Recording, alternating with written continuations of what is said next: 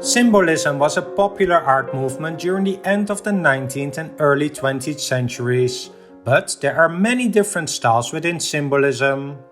Artists like Gauguin, Klimt, Munch, Gustave Moreau, and even Paul Gauguin may all be labeled to some extent as symbolist artists.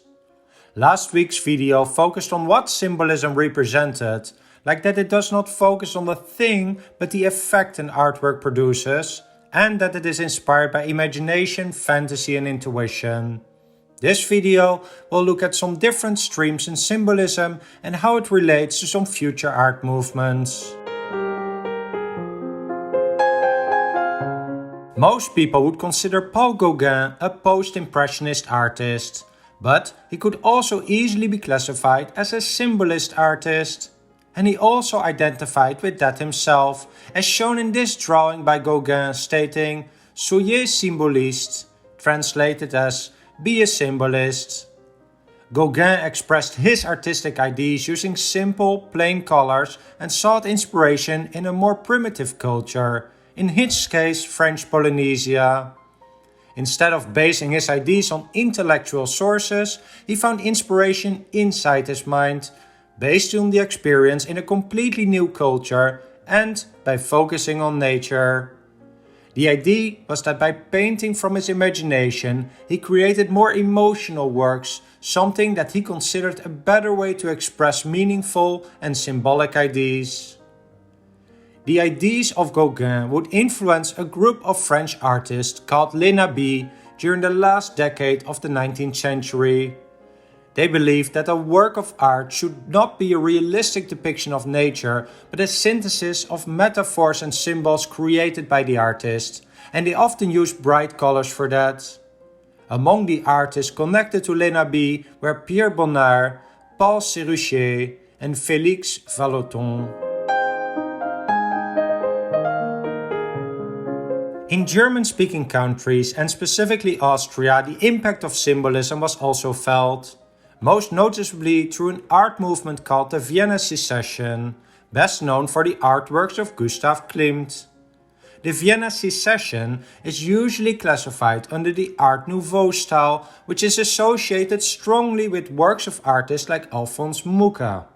The artists associated with the Vienna Secession wanted to break away from the conservative and traditional art in their country and paint in modern ways, not following a single style and artistic traditions. This idea provided the artist with the freedom to paint with their heart and express more complex ideas and associations, something that they learned from the symbolists. During the last 2 decades of the 19th century, Belgium was the center of another symbolist movement, usually called Les Vingt, which can be translated as the 20, referring to the initial number of members in 1883. Well-known representatives of this movement were James Ensor, Fernand Knopf, and Félicien Rops. Their goal was to promote new and unconventional art in line with the general idea of the Vienna Secession, and this meant that they were looking for inspiration from innovative styles from abroad. Most noticeably France, where the movements like post-impressionism, pointillism and symbolism were emerging.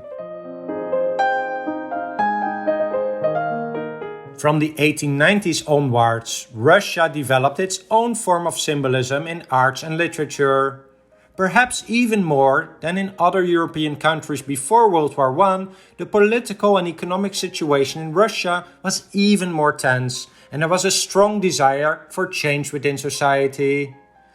Russian artists expressed these feelings through their symbolist art by transforming the daily reality on the canvas through the use of allegories and symbols. It was a very diverse movement, but the common denominator was that they wanted to express an alternate reality, whether that was through ambiguous symbols, irrational depictions, or abstract visualizations. It was more spiritual than its French counterpart.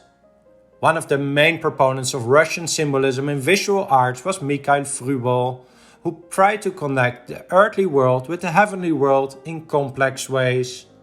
Many of his works show humanized demons, and still form an inspiration to many today. Symbolism found its way into many different European countries. In some way, they were all connected to the French Symbolism movement, but some of the countries I've mentioned so far developed fairly autonomously, leading to unique styles. I have not mentioned areas like Germany, Scandinavia, the UK, Southern and Eastern Europe yet, but in many of these countries, Symbolism made significant contributions to the modernization of art, moving away from traditional, figurative, academic art to more ambiguous, emotional, and abstract art that was open to interpretation. Like the contribution of the Norwegian artist Edvard Munch, who focused on the expression of our unconscious, capturing deeper feelings like anxiety and despair. Or the German and Swiss artists like Franz von Stuck, Carlos Swabe, and Arnold Böcklin. Or some of the Polish artists. Well, before I start mentioning them all, I wanted to briefly say that Symbolism was an important bridge between 19th century art and the modern art of the 20th century, having had a clear influence on movements like Surrealism, where the deliberate, ambiguous nature of symbolism was turned into the bizarre, and also on Expressionism, a term that we also use to describe the works by Edvard Munch.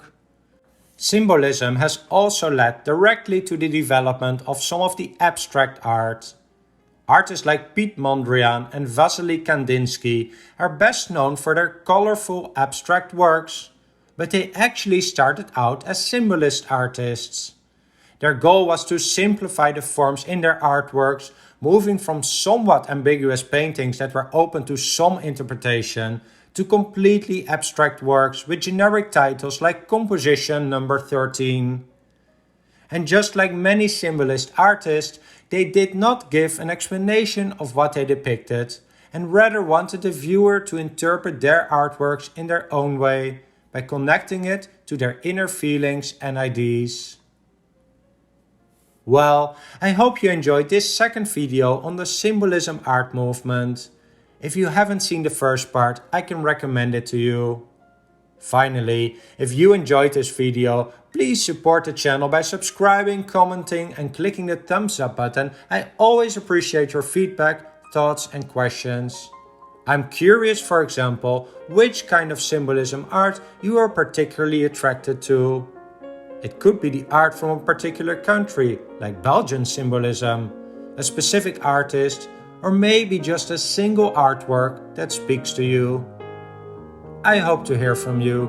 Thanks for watching.